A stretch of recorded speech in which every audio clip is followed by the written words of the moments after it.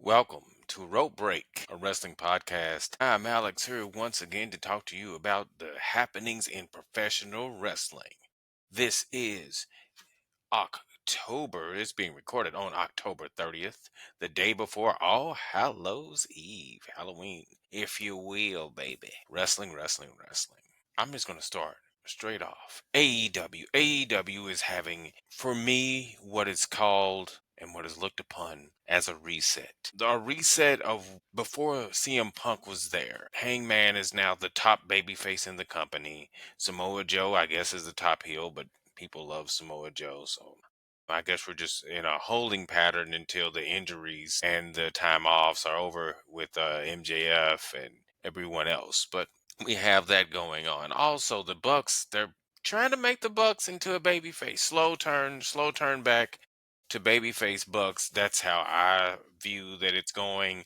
And make them the top tag team, and obviously the top heel tag team is going to be FTR eventually. And with those things, it's definitely a hard reset. Darby's the second biggest baby face there. They put Jurassic Express back together with a little flair, with the darker version of Jungle Boy Jack Perry. So I don't know. I feel like it's been a good string of shows. This last show was really good. We had Hangman being Phantom of the Opera Tony Schiavone and hitting the buckshot lariat on Samoa Joe, which was kind of, I didn't see it coming. It wasn't the greatest thing, but it wasn't the worst thing, so I enjoyed the show. Penelope Ford is hurt and took her and Megan Bain out of the tournament, we thought, until Marina Shafir has now taken Penelope Ford's place. If you don't put the belts on those ladies, I mean, come on now. Megan Bain has been a virtually unstoppable force in the women's division, and Marina Shafir is like the killer. She's the only woman in the Death Riders, your most dominant stable. So put the belts on them, but also you could also put the belts on Tony Storm and Mina Shirakawa, and we now have the tag team of Mercedes Moné and Athena, but that could lead to dissension really quickly just because, two big heels, two big arrogant babyface title holding heels definitely can see that turning south real quick. But whatever direction they go, I feel like AEW's in a good place right now. Still not a big fan of Hangman being of his title run, but I'm not a big fan of Cody's title run either. I'm not a big fan of babyface title runs. We do have that going on the WWE side of things. WWE side of things, Raw. I mean, the Raw's Raw without Seth Rollins right now. I feel like, and I'm not a big Seth Rollins guy. I'll never say, "Hey, Seth Rollins is my guy." Never. But Seth isn't there, and the Vision needs Seth, and they don't want to pull the trigger on Braun Breaker. I guess the rumor is they don't want to pull the trigger because, hey, not a big enough platform on Saturday night's main event with it not being on national television anymore, and it's just being a Peacock exclusive. And a lot of people that I personally know have canceled their Peacock subscriptions because it doesn't get all the stuff anymore. I still have mine. I personally love the older stuff, guy. So I love watching the old wrestling challenges and superstars and some of the Jim Crockett promotion stuff and then the WCW stuff as well, the AWA. It's just, to me, it's until they come up wherever they're going to put it next year. I enjoy watching Peacock and getting that experience on top of the Saturday night's main event and the NXT pay-per-views that are definitely good. There are good things going on NXT. Raw's lackluster. The women's division, Asuka's the best thing going on in the women's division on Raw. But that leads us to SmackDown. Now, SmackDown, totally different deal. Jade turned heel. Jade Cargill turned heel, guys. I wanted this from the beginning. She doesn't come off as a baby face. Big, pretty, muscular woman who flexes a lot. I know some people's like, well, that's Bianca. Bianca really doesn't flex. She is bigger, but the girls in WWE right now are all bigger because they're not going for women that were fans or women that wrestled on the indies per se. They want people that have already been athletes. And most dominant women athletes, whether they're gymnasts now or track stars, they're bigger women. They're bigger than the average woman that you see just walking around. So no, but Jade Jade turning heel with a scar on her face. When that heels put some makeup on to make it look like it's always there. She looked so cool, so badass, if you will. When she came out there and she attacked Tiffy, it was kind of, it was there. Like you knew it was going to happen. I felt that when I was watching. I was like, oh, she's going to turn. She's going to attack her. That doesn't make sense because they were lingering too long. Definitely better position for her. Put the strap on her.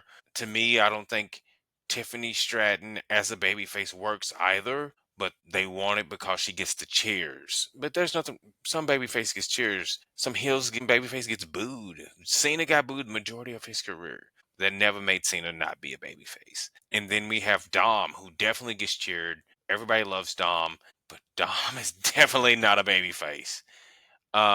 So move Tiffy out of the way for a little while. Let Jade be the woman, and then maybe we can bring back Bianca and get this Bianca versus Jade thing going on a main stage. That leads me to NXT. Now NXT just had their Halloween Havoc pay-per-view. Halloween Havoc was one of the better pay-per-views for NXT as they've been doing pretty decent on the pay-per-view level recently. Didn't have a big heavy NXT. I mean, didn't have a big heavy TNA presence. They had the TNA title tag team championships there, but that's also owned by the Hardy Boys. And when I think of the Hardys, and I think when most people think of the Hardys, they think of WWE, WWF, Attitude Era, Jeff Hardy, Matt Hardy. That's who they think of. That match with the Hardys in Dark State, better than the Hardys and the Dudleys, but not a 5-star classic. With the extra people from Dark State took the titles home, but that's fine. They're supposed to have it. They're NXT titles. It was just a notch, little check mark for the Hardy Boys. So I'm not mad at that at all. We also saw the tag team of Leon Slater and Javon Evans. They wrestled Iguana and La Parca, and that tag team is money. They had that little messed up spot, but other than that, they're cool. Those two young men are the future, and and Iguana and La Parca. Hopefully, we'll see them in WWE 2K26. So more power to them. We also saw Ricky Saints. This was the main event. I'm jumping around here. I'm not going through the entire card, but Ricky Saints. I think Ricky's money, Trick is money. They put on a decent match. Wasn't match of the year candidate type deal, but they put on a decent match, and they always do. They have good chemistry together. Hopefully, they'll continue that rivalry when they both become main roster superstars. We also had Blake Monroe. Mariah May has made her first championship in NXT, has won her first championship in NXT when she beat Sol Ruka, who could not wrestle, but she beat Zarya for the title for Sol Ruka's North American Championship. So that was good. I can't be upset with that at all. Blake Monroe, they said she's going to be down there for an entire year. So let's think about that. An entire year, guys, of Blake Monroe. I know a lot of people are upset. Oh, well, Blake shouldn't be down there that long. Mariah May needs to be on the main roster. They need women. No, they don't.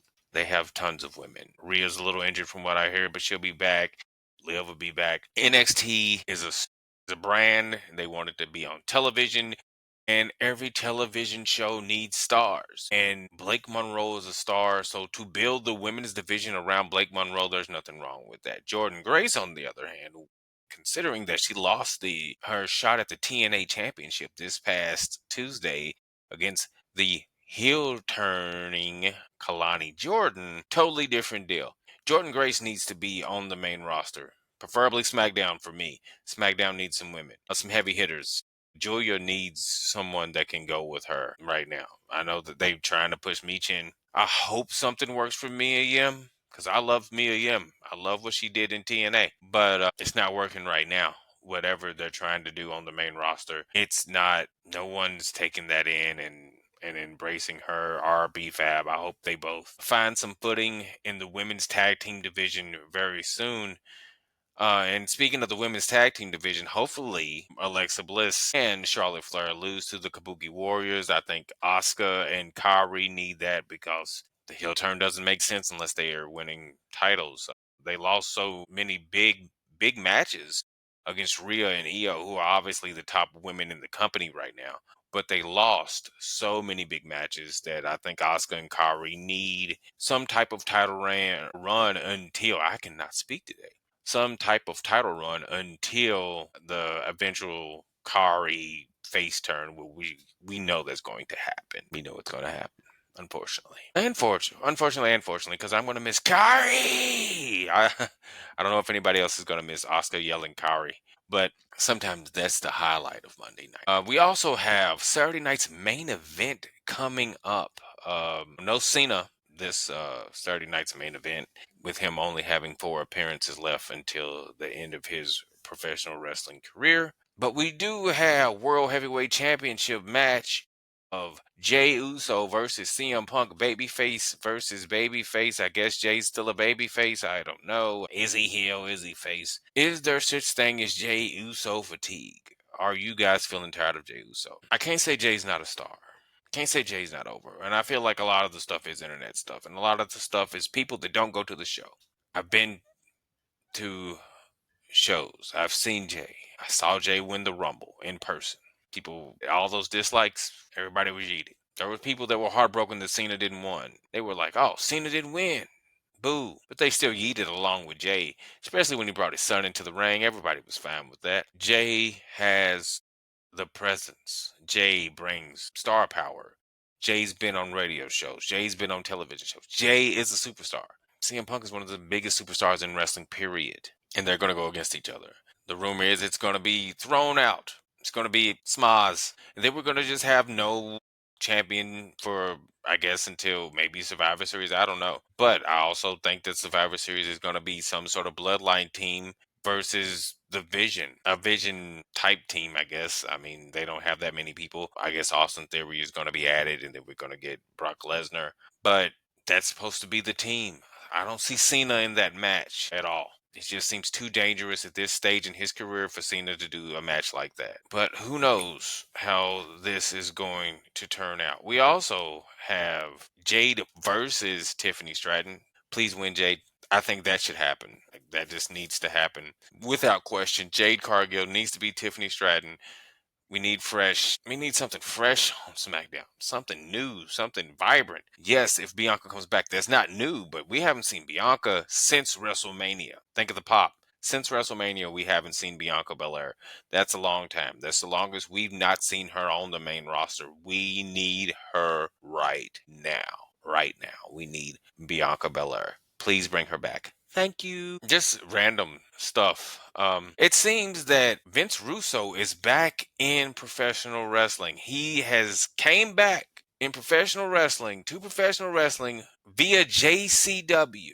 If you don't know anything about JCW, that's ICP's, the Insane Clown Posse's professional wrestling company. That's crazy to me to see him come back in this stage of the game. He's coming back as a professional in professional wrestling in any sort, whether he's going to be booking, commissioner, whatever. Russo's back. Mixed feelings. I know some people's like, oh, he killed WCW. Well, no, that was Warner Brothers, Time Warner, AOL. They killed WCW. It wasn't him. He did unfiltered, stupid, smash TV stuff on WCW, but they let it happen, so I can't be mad at him for that. His TNA stuff was a little bit more tame because there was other people there to talk to him, whether it was Cornette or Hogan or Bischoff or Jarrett. So I can't say that his entire reign in professional wrestling was trash. It was controversial for sure. Was he a cancer in the business? People say that Vince was bad for the business, and most of us today wouldn't know what wrestling is.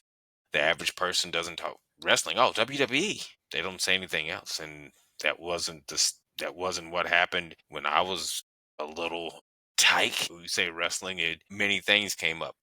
Jim Crockett's promotion, USWA, AWA, then maybe WWF, but it definitely wasn't just WWE. That's wrestling. So I don't think that Vince is the worst thing in professional wrestling. So I can't say that the worst thing in professional wrestling was Russo. ICP, it kind of tracks. It's kind of on brand. Those guys are wild, man. Feo everywhere. So I can definitely see him doing something with them.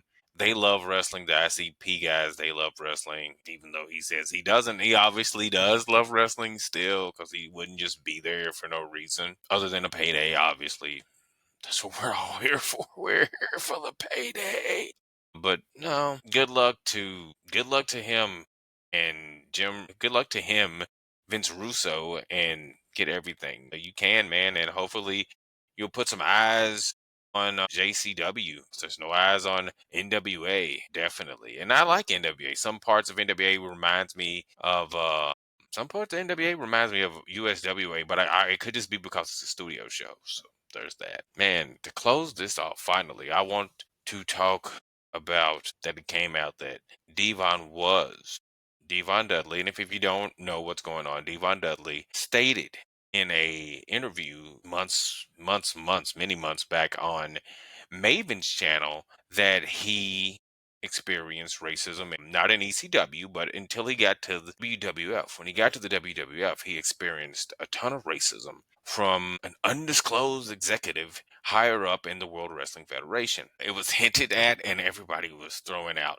who could it be? Who could it be? Whether it was Michael Hayes or anyone. And he was like, no, it wasn't Laurinaitis. It wasn't Michael Hayes. He never said who it was. And then Maven on his podcast, it was on Devon's, and Maven was a guest, and he let it slip, and he said slobber knocker, and we all know what slobber knocker means. We know who that is. We know the catchphrase. We know the guy that came up with the catchphrase of slobber knocker, and that was who else? None other.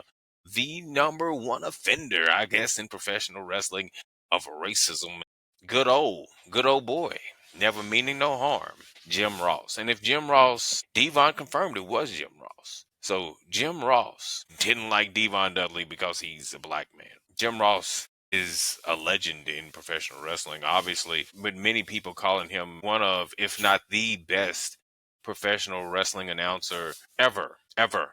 Him and a lot of people. My personal goated team is Bobby the Brain Heenan and Gorilla Monsoon. But a lot of people, it's Jerry Lawler and Jim Ross. And if this is true, which I don't think Devon's lying because he said it so many times, why would he lie? What would he get from this? Will there be any repercussions on the fact that he works at AEW? Will he be brought back to be an on-screen announcer again? I haven't seen him in a while since they put Danielson in the position. I don't know. Could this cause friction in the company? Could this cause anything happen to him? I know Tony has been very vocal about not bringing in people that he felt that were controversial or racist or anything like that. He didn't bring in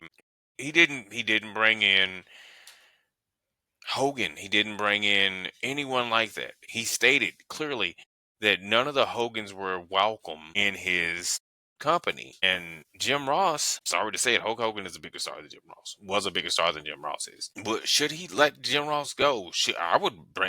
Will he bring it up in a conversation? Those AEW fans are vocal, and if Jim Ross comes in, I can see he's a racist, just like they chant for Tessa Blanchard to this day. It's wild. It's crazy. Who knows what's going to happen? I wish that this wasn't true. I was a fan of Jim Ross's work since he was in, the Jim Crockett promotions and the WCW and all those stuff like that, because I always thought that he had a very vibrant and exuberant voice to professional wrestling, very different than what was going on in the WWF and even in the USWA at the time. And then when he went to the WWF, I was like, oh, wow, that's cool. At the beginning, when he was in the new generation stuff, it didn't really, I don't think his style of commentating clicked with that style of wrestling, but the Attitude Era it definitely did, because it was more smash mouth, which was how UCW, and a little bit more grounded, more just punch and kicks, and not too many moves were done, and some slams, but and I think that's the reason that Austin stuff got over. I don't think Austin wouldn't have been as over as he got if it was not for the fact that Jim Ross was there commentating and being pretty much the soundtrack of Stone Cold's every beat. Whatever happens with him in AEW, I'm definitely going to be looking at that very intensely and hope everything goes. I don't even know how I don't want anyone to ever lose their job, but I also don't think he needs to be on a television show where this man has stated that he's for equality and all this other stuff. Now, if he was a WWE, I'd be like, they don't care, But him being on AEW, that could be something. But anyway, I'm Alex. This is Rope Break, and remember, don't tap out. You can always make it to the ropes for a rope. Peace.